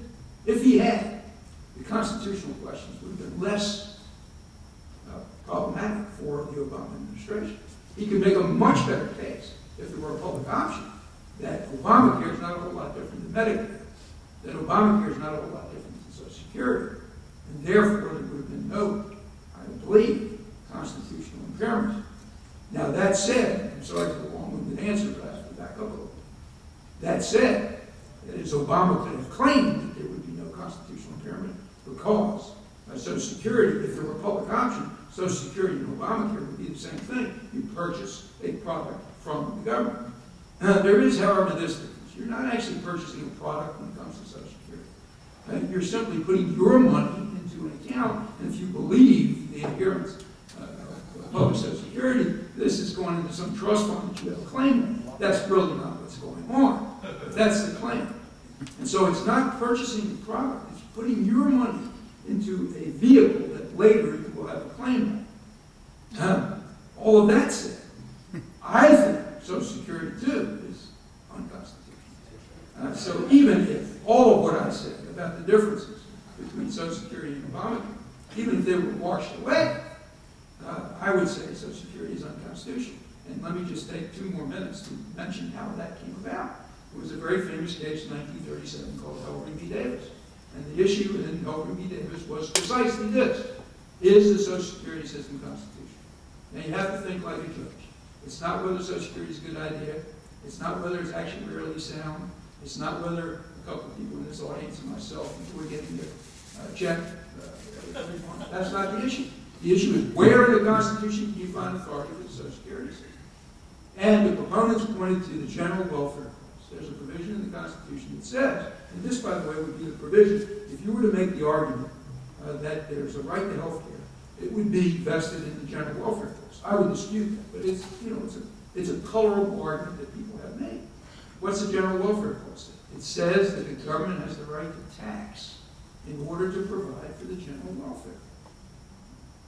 Well, that was what was issued, that issue in the Levy v. Davis case involving the constitutionality of Social Security. And it was a battle between Hamilton and Madison. Hamilton said this provision that says you can provide for the general welfare through the tax system, this is an extra power of Congress, said Hamilton. Congress has all these powers enumerated in Article 1, Section 8, establish post offices, coin money, regulate commerce. In addition, said Hamilton, it has the power to tax in order to provide for the general welfare. Madison said that cannot be the case. Everything could be couched as providing for the general welfare. If Congress has this plenary power to tax in order to provide for the general welfare, we have effectively unlimited federal government, and that clearly was not the design of the framers, who wanted a federal government that was restricted to certain enumerated powers. And Madison even went a step further. He said, not only isn't this power to provide for general welfare an extra power, it's actually an impediment on the exercise of the other powers. Madison's argument was that even if Congress limits itself to the prescribed powers, like commerce and coining money, it has to exercise those powers in a manner that provides for the general welfare and not the welfare of what Madison called factions and what we today call the special interests. So the court took a look at this and basically said Hamilton wins, Madison loses. And thus we have Social Security. Social Security was deemed to be constitutional. It is still, of course, in existence, even though bankrupt. And we have Medicare, which is Social Security writ large in terms of health insurance. But we do not have a public option. And that public option would have made Medicare very much like Social Security and Medicare, and it would have been approved, no doubt, by the Supreme Court over my objection. They don't always ask me.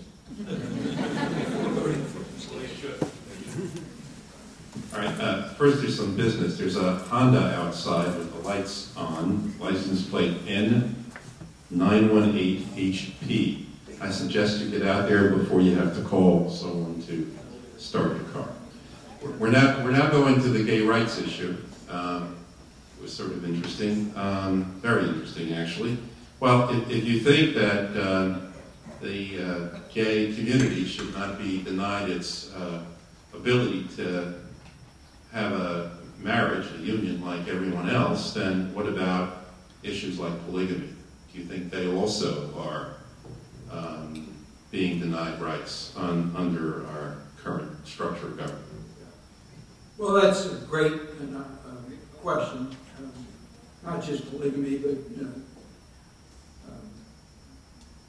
intra-familial marriages and group marriages and all those things that sound sort of enticing, actually.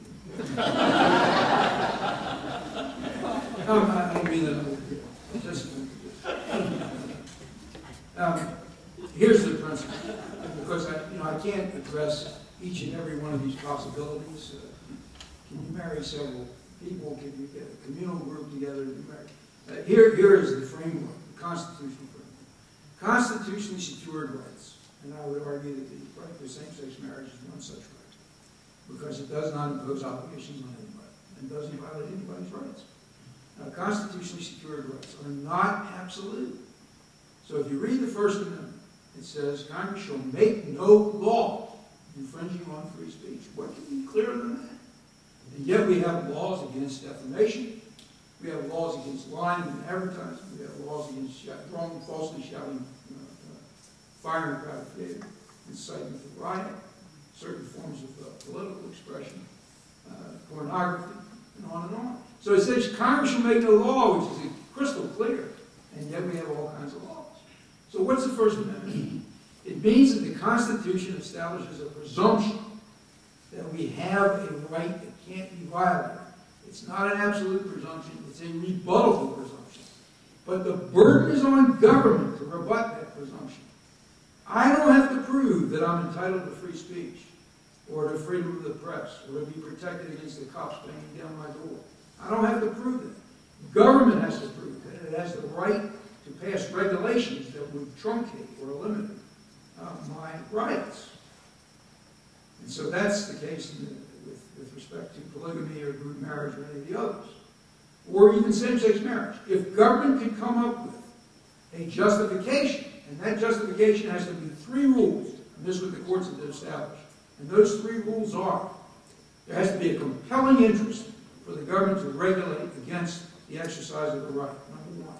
Number 2, the government's regulation has to be demonstrated to be effective. That is, it will produce the end that is desired. And number 3, there's no better way to do it. There's no less invasive way to accomplish the same ends without violating our constitutional rights. Now, I would argue that you cannot make that showing when it comes to same-sex marriage. You can't make that showing. There's no compelling reason to regulate it. What is the compelling reason? It may be that you can make that showing when it comes to polygamy. If you could show, for example, I'm just speculating, if you could show that polygamy inevitably results in the subjugation of women, the commitment of women to a non-consensual relationship that ultimately does them harm, and that occurs over and over and over again, such that it is the expected outcome, then maybe you could justify such a regulation. But I can't make that argument when it comes to same-sex marriage. So that's the framework, and without prejudging the polygamy issue, that's the framework in which it would have to be decided. You've made a major point about enumerated powers and no more. And the question that was handed to me is, do you support any non-enumerated powers? Are there any powers that are not specifically laid out that you would support? The answer is yes, and the reason for it is that there is also in the Constitution what's called, I think regrettably, not regrettable that it's called this, but regrettably that it's come to be interpreted in this manner, it's called the elastic clause. And basically what it says is that not only does Congress have these powers that are enumerated, but Congress shall have all other powers that are necessary and proper for carrying into execution all of the foregoing powers. So that expands Congress's authority. For example, I said immigration was a power of Congress. Well, there's nothing in the Constitution that says immigration. What it says is establishing rules of naturalization. But the courts have determined, and I think it's proper to determine, that in the process of doing all of that, control over immigration is essential to the undertaking of that task. So yes, there are some unenumerated powers that are necessary and proper to carry into execution the foregoing powers, the ones that are enumerated, and I would support those. Unfortunately, the court, in a famous case issued by Marshall, the chief judge, the famous chief judge, decided in a case called McCulloch v. Maryland that necessary doesn't really mean necessary. You think of necessary, I think of necessary. It's really essential that this power has to be essential to carry into execution this other power that isn't enumerated. Marshall said, no, that's not the case. It just means plainly adapted to carrying into execution, sort of convenient to carrying into execution. So the necessary and proper clause, the reason it's called the elastic clause is because it's been stretched far beyond any, I think, original interpretation of what it was intended to mean. The question that I have is, how would you approach the need for campaign finance reform? But I guess the predicate would be, do you think that we need campaign finance reform? And if so, how would you structure it? I think certain of the rules that are on the books are perfectly appropriate. I mentioned two of them.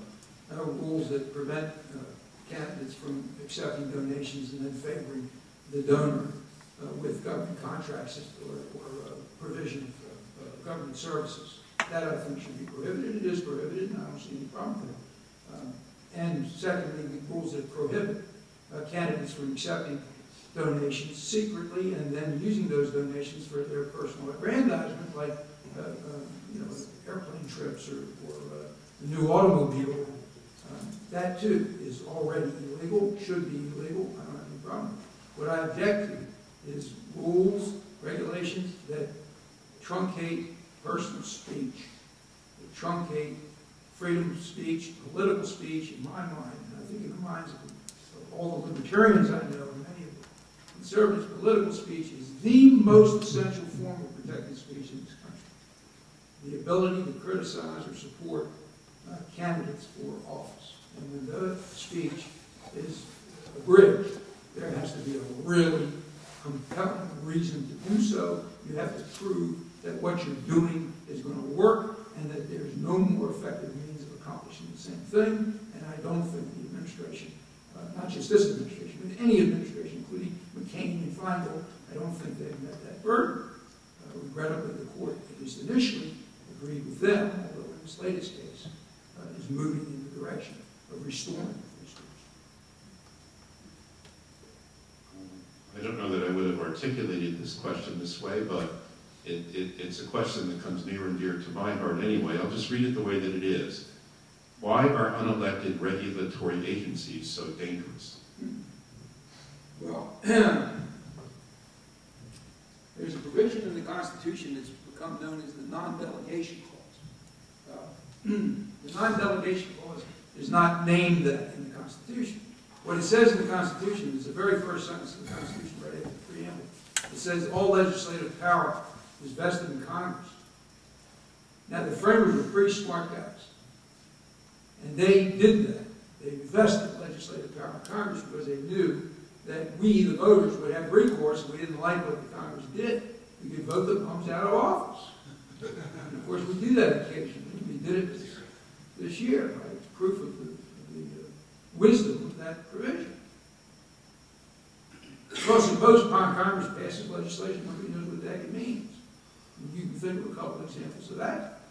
Multi-thousand pages of legislative enactments recently as well.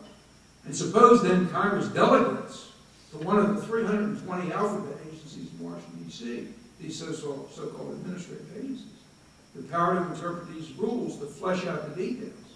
Now, the voters have no remedy because these agencies are staffed by unelected bureaucrats, not by our elected representatives. And what does the court say? The court has said that we know the Constitution says you can't do this, but look, governing is a really complex thing nowadays, and we need the help from these experts in the agencies. And so we're going to make an exception to this hard and fast rule that says all power to legislate is vested in Congress. And the exception is this: if Congress passes laws, and those laws have an intelligible principle by which the agency knows how to flesh out the details, then the laws will be considered to be constitutional. So how does it play out in practice? Well, we've got some pretty good examples.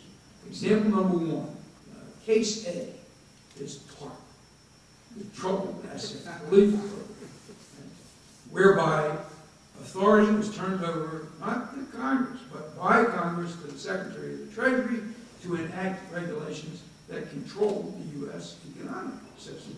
All done by an executive department, which is not supposed to be in the business of passing laws. So first we had Treasury Secretary Paulson, and he decides that we're going to purchase toxic assets from the banks. That changed when Secretary Dyker took control, and he decides, no, we're not going to purchase toxic assets. We're going to actually directly invest in these banks. And that was changed yet again. None of this with any input from Congress to be a public-private partnership by which Secretary Dyker meant that the banks, the private banks, would pick up all the benefits, and the public, that is the taxpayers, would end up paying all the costs. That was the nature of that partnership. And all of this was justified because of the intelligible principle theory. And along the way, the government expropriated $80 billion or so to bail out AIG, a few tens of billions of dollars to bail out the automobile companies, notwithstanding an express statement by Congress that there was to be no automobile bailout, all done by agencies. The courts just looked the other way because of the intelligible principle. What was the intelligible principle in the case of these bailouts? Nobody knows. Least of all, the taxpayers who had to foot the bill. The principle seemed to be make things better. And that is not a coherent principle that guides government action. So I would argue that these two should have been declared impermissible delegations of legislative power to administrative and executive agencies.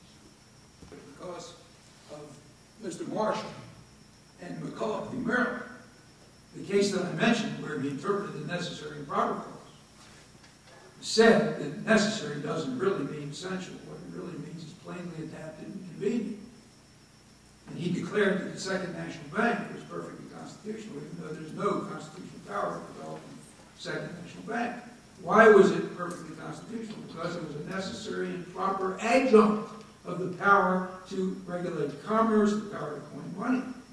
So there's no question in my mind, given that precedent from Justice Marshall in McCulloch v. Maryland, that if the constitutionality of the Fed were to be tested, it would be declared to be constitutional, because it is deemed to be a necessary and proper adjunct of this power that you mentioned, the power to coin money. Is it indeed necessary and proper? I doubt it very much. It's certainly not essential.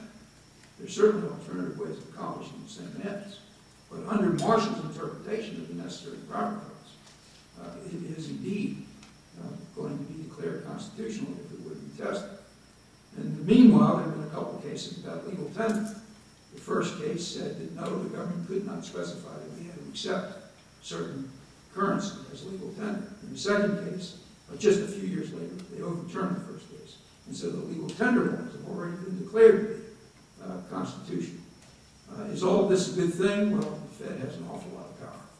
And with this latest $600 billion foray into long-term capital markets, we now have a Federal Reserve balance sheet with trillions of dollars of assets, much of which now is long-term. And so the Fed itself has a balance sheet of assets that's very highly sensitive to interest rate fluctuations, as long-term assets are. Some of you business majors know all about the sensitivity or the duration of long-term assets to changes in interest rates. So the Fed has a built-in disincentive to restrict the supply of money, raise interest rates.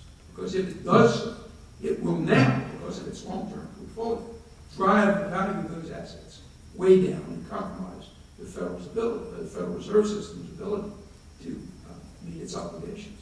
So I'm against all of this, yes, on constitutional grounds and on policy grounds. You know how that goes, 500 billion here, 700 billion there. Pretty soon you're talking about real money, you know? Do you support a constitutional amendment fixing term limits on congressional, Senate, and presidential races? I do indeed. Of course, it would require a constitutional amendment because we had U.S. term limits before. In the case in, I think it was 1995, Justice Kennedy wrote the opinion for the majority, narrow majority, and he determined that term limits could not be imposed legislatively. They would have to be imposed by a constitutional amendment. And now, what was the rationale there? The rationale was that the Constitution sets out certain requirements for Congress. You know, they have to be of a certain age. They have to be, I don't know exactly what they are, but maybe they have to reside in the district for which they're being elected. I'm not even sure about that. But in any event, whatever those requirements are that are in the Constitution, the court decided that those requirements were exclusive, and the government could not add to those requirements by mere legislation. It could not add one more requirement, which says that the candidate may not have already served X years in Congress, or Y years in the Senate. So the court held that term limits, legislatively imposed, were unconstitutional. They therefore must be imposed by constitutional amendment. I would favor such a constitutional amendment. I think the power that's built up by legislatures, as they're in Washington, D.C. for decades rather than years, is destructive, unhealthy for our economy, for our freedoms, and I would like to see it end. Okay, we're going to be kind to you and not keep you here too much longer. And again, we appreciate all your knowledge and energy. I have this last question that is more general in nature, and I think it's a fitting final question. What do you see as the possible effects of this most recent election, both on the states and on the nation as a whole? Where are we going? Well, let me talk about it from the constitutional perspective first. The Tea Party is a very healthy development because it has refocused the nation on the meaning and the limitations imposed by the federal Constitution. I think we've lost track of that. We've seen expanded federal government. We've seen eroded freedoms, all of which are contradictory, conflicting with the Constitution, and yet the courts have not been diligent in stepping in and putting a stop to this. So I'm happy to see the Tea Party with its focus on two things. One, the fiscal matters, spending and taxes, and second, constitutional issues. I'm equally happy to see them not focused on social issues. So these are two really important things. The Constitution is paramount in importance, and that refocus of our attention on the U.S. Constitution is entirely a healthy thing. Now, what's it going to mean on the courts? Well, we have these two theories of constitutional interpretation. The one theory is textualism, and that is one that's ordinarily identified with conservatives. Interpret the Constitution in accordance with the meaning of the words that are actually in the document. And by the way, just to clarify, you've heard conservatives described as people that believe in original intent. Original intent is not the same as textualism. Original intent focuses on the purposes, the intent of the framers. It does not focus on the words in the document.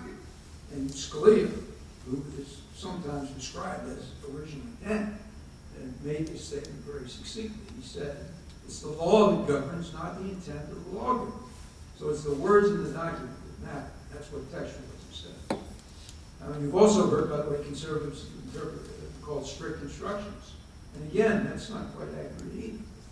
The words should be interpreted not strictly and not loosely, but in accordance with their meaning at the time the terms were ratified. So if you wanted the best tool for constitutional interpretation, it would be a dictionary that was contemporaneous with 1789 in the case of the original Constitution, or 1868 in the case of the post-Civil War amendments. You'd find out what the meaning of the words were. And that dictionary would interpret those words not strictly and not loosely, but in accordance with their meaning at the time. So, there is this textualism. Now, the opposing theory, and the one that Obama believes in, is the theory of the living Constitution.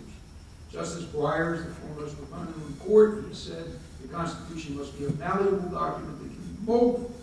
It can flexibly be adapted to changing societal, cultural, economic, and scientific circumstances. The textualists respond that, look, if you want structural flexibility, that's why the framers were smart enough to put an amendment process in the Constitution. Article 5 tells you how to amend the Constitution. If you need structural flexibility, go change the Constitution. Don't just toss it out the window. So that's the battle. And by the way, sometimes you see in the press the statement that textual interpretations freeze the constitutions as of 1789 and don't allow any adaptability. That is just nonsense. I don't know anybody who is a textualist, and I consider myself, who would argue, for example, that the First Amendment protections of free speech don't extend to the internet. And yet the framers could never have imagined that there would be such a thing as an internet. So you can always examine the trajectory of the words that are in the document and apply those words to changing the modern circumstances. But what you can't do is interpret the words to mean something quite different than they clearly meant at the time they were ratified. That's what the living constitutionalists want to do. They want to interpret the words in accordance with their conception of what the Constitution ought to mean. So what kind of judges are Obama going to nominate? Well, we already have two examples, Elena Kagan and Justice Sotomayor, both of whom are not textualists for sure, and they probably are adherents of the living Constitution. School. What does that mean with respect to the Supreme Court? Probably not much. I mean, we have Souter and Stevens retiring, both of the same school, being replaced by Kagan and Sotomayor, so no shift in the balance. The next justice, of course, you never know who the next is going to be because you could have car accident the next day. It looks like it's going to be Ginsburg, who's not in good health. Ginsburg. She too is liberal, and she'll be replaced by another. And again, the balance of the court is not likely to shift. So I don't think Obama near term is going to have, barring any unpredictable occurrences, going to have a big impact on the Supreme Court. Does that mean he has no impact? Not at all. Bush and Clinton, both of whom served 2 terms, each appointed 300 judges to the trial and appellate courts. And so Obama is going to have at least that number of appointments. Well, not that, unless he serves 2 terms, but he'll have hundreds of appointments to the trial and appellate courts. These appointments are critically important. And to give you some framework for that, the Supreme Court takes about 75 cases a year. The appellate courts decide about 3,000 cases a year. So out of the 3,000, 2,925 of them never get up to the Supreme Court. And the appellate court is the final word on those 2,925 cases. So it's very important who serves on the appellate courts. And of course, those judges on the appellate courts, they become the judges that are most likely to be considered at a later date for the Supreme Court. So if you like your Constitution as a flexible document that can be molded to shape changing circumstances, notwithstanding that there may be words in the text of the Constitution that say just the opposite, and then you'll love the judges that Obama picks. If you want your constitutional interpretation anchored in the words that actually were ratified and passed by the people, then I think you better gird your loins to the Obama administration. Well, with my thanks and admiration, I want to thank you, Dr. Levy. And I'd like to turn the meeting in this School of Business, Johnson School of Business, back over to Felicia Rogers. Thank you.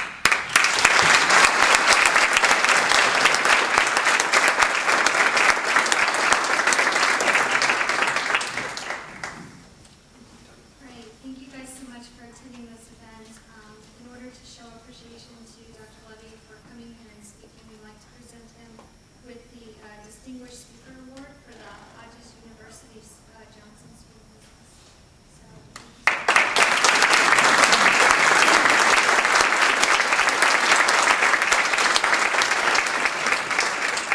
Thank you all very much. You're a wonderful audience. There were great questions as well, and I enjoyed talking to you. I hope it was semi-informative. Thank you.